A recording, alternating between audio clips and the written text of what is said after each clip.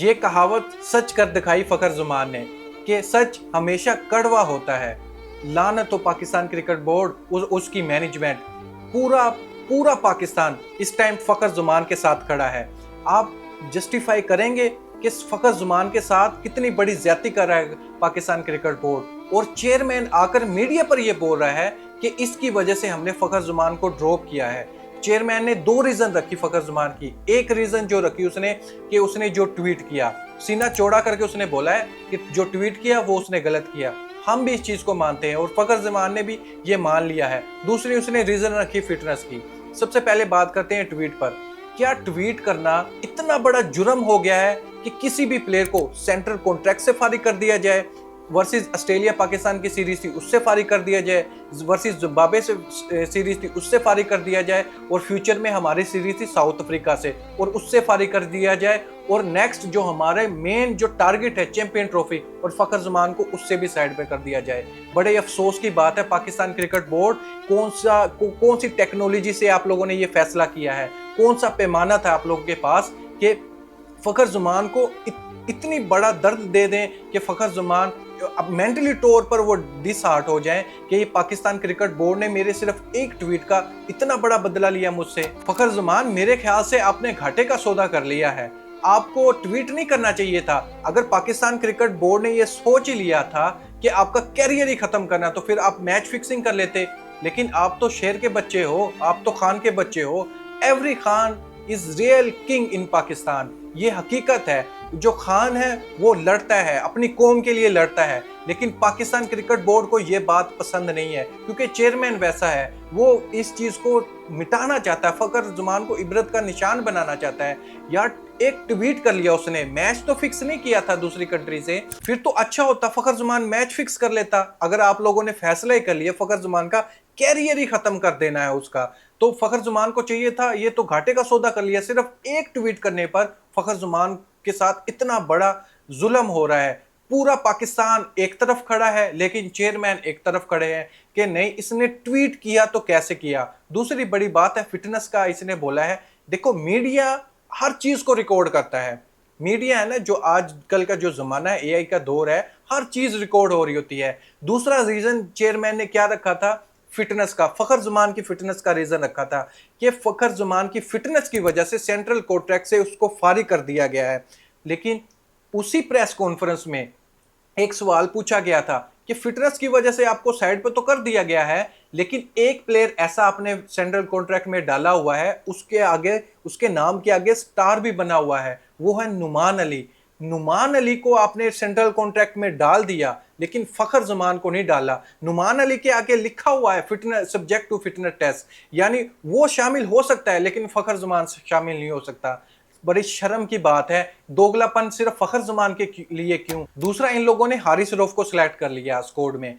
हारिस रऊफ के पास कौन सा अलादीन का चिराग था? मुझे ये तो बताओ। अभी वर्ल्ड कप गुजरा है ना 2000 हमारा 23 का ओडीआई, जब हम इंडिया में खेलने के लिए गए थे, 80-80 रन, 90-90 रन हारिस रऊफ खा रहा था। उसके बाद चैंपियन कप अभी हुआ रिसेंटली, हारिस रऊफ ने कौन से तीर मारे हैं ये मुझे बताओ। हारिस रऊफ को हर एक स्क्वाड में सिलेक्ट किया गया है, टी20 का हो, ओडीए का स्क्वाड हो, जिम्बाब्वे हो, बेशक ऑस्ट्रेलिया हो, हर जगह पे हारिस रऊफ को सिलेक्ट किया गया है। हारिस रऊफ की क्या परफॉर्मेंसेस थी जिस वजह से सिलेक्ट कर लिया, लेकिन फखर जुमान की परफॉर्मेंसेस थी। फखर जुमान सिर्फ वाहिद ऐसा प्लेयर है जिसके पास इंटेंट मौजूद है, जिसके पास अपने कंट्री के लिए खेलने के लिए रीजन मौजूद है। वो सिर्फ कंट्री के लिए खेलना चाहता है, लेकिन पाकिस्तान क्रिकेट बोर्ड अपनी भड़ास निकाल रहा है। मोहसिन नकवी, आप सिर्फ एक ट्वीट बर्दाश्त नहीं कर सके फखर जुमान का।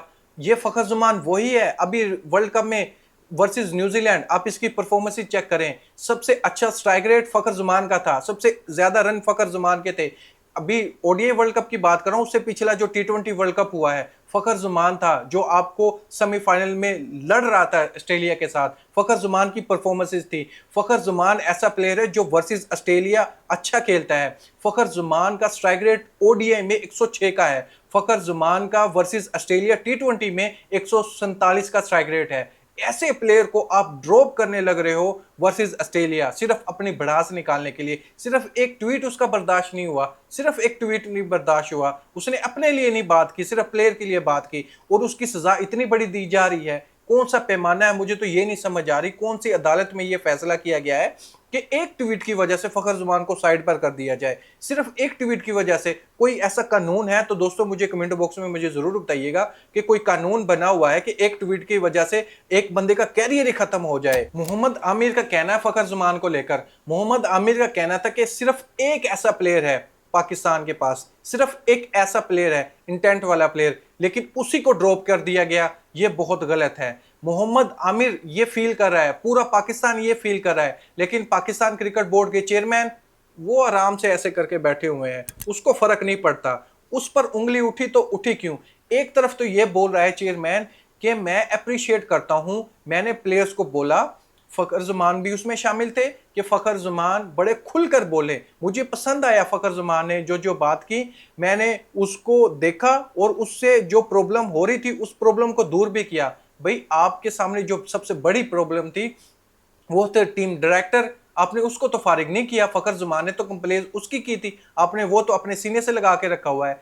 आप सीधा सीधा कहो ना कि खुलकर बोला है, लेकिन जो मैंने चुने हुए हैं अपने बंदे उनके अगेंस्ट फखर ज़मान क्यों बोला? आज के बाद जितने भी पाकिस्तान क्रिकेट टीम के प्लेयर हैं, कोई भी चेयरमैन, स्पेशली ये चेयरमैन अगर आकर कहे कि भाई आप लोगों के साथ कोई प्रॉब्लम हो रही है आप खुलकर बोलें, तो कोई भी प्लेयर बोलने वाला नहीं है, क्योंकि आप अपने अगेंस्ट बात सुन ही नहीं सकते। क्योंकि आपने जो बंदे लगाए हुए हैं उनके अगेंस्ट बात कर दी तो आपके खिलाफ बात कर दी, चाहे आपके लगाए हुए बंदे गलत ही क्यों ना हो, ये इस चीज से फर्क नहीं पड़ता आपको। लेकिन फखर ज़मान जैसे प्लेयर को साइड पर कर दिया।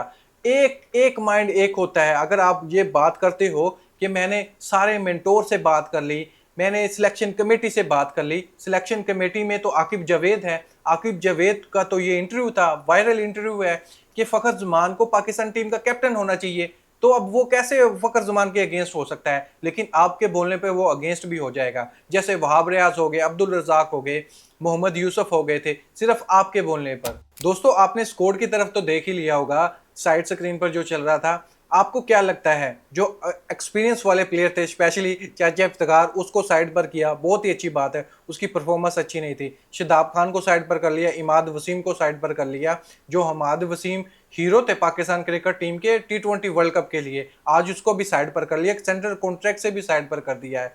लेकिन साहिबजादा फरहान के साथ ज्यादती हो रही है, साहिबजादा फरहान को सेंट्रल कॉन्ट्रैक्ट में भी उसको शामिल नहीं किया गया। फखर ज़मान के साथ ज्यादती हो रही है, वसीम जूनियर के साथ ज्यादती हो रही है, और ऐसे कई प्लेयर जैसे वसीम जूनियर है, एहसानुल्लाह है, और कई ऐसे फास्ट बॉलर हैं जो सिलेक्ट नहीं हुए। किस वजह से सिलेक्ट नहीं हुए?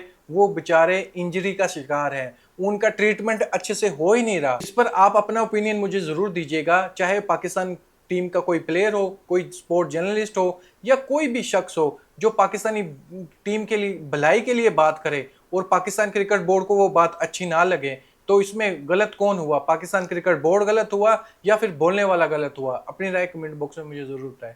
Thank you.